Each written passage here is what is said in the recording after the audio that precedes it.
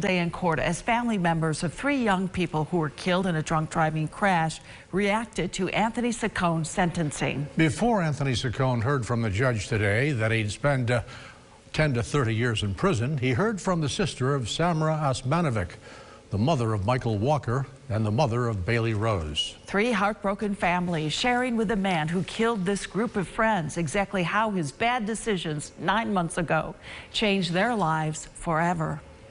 The fact that you left my sister at the roadside like roadkill, as if she didn't have people that cared and loved her, is something we must live with every single day. The fact that she didn't have anyone to comfort her during her last breath breaks our heart and has destroyed my family and I. I'm not sure how to do this. This is something that a parent should never have to go through. I have had sleepless nights and even worse days trying to cope with the hurt and pain that Anthony Saccone has caused me and my family. This wasn't an accident, a completely unfortunate series of events that led us to this point. This was a series of bad decisions. You decided to drink to the point of excess. You decided as you hit that last stretch towards home to hit the accelerator until you reached over 80 miles per hour. You saw the red light and decided to try to blow through it instead of stopping. Did you see them? And so tonight, 3 families taking one step closer toward the healing process now that their children's killer is headed for state prison. Anthony Saccone apologized to them when he had the chance to talk. But as News Channel 9's Andrew Donovan shows us, that was not his first priority.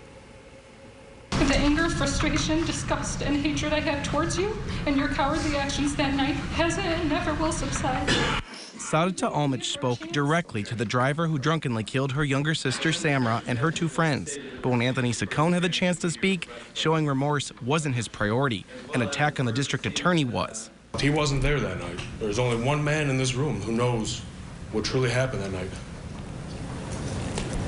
What happened is an absolute tragic story. From point A all the way to point Z. What happened is absolutely terrible. But to make a monster out of someone,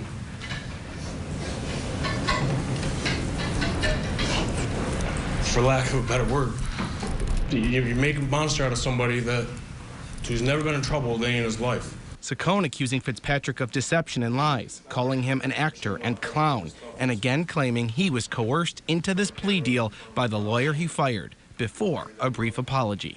I'm deeply sorry for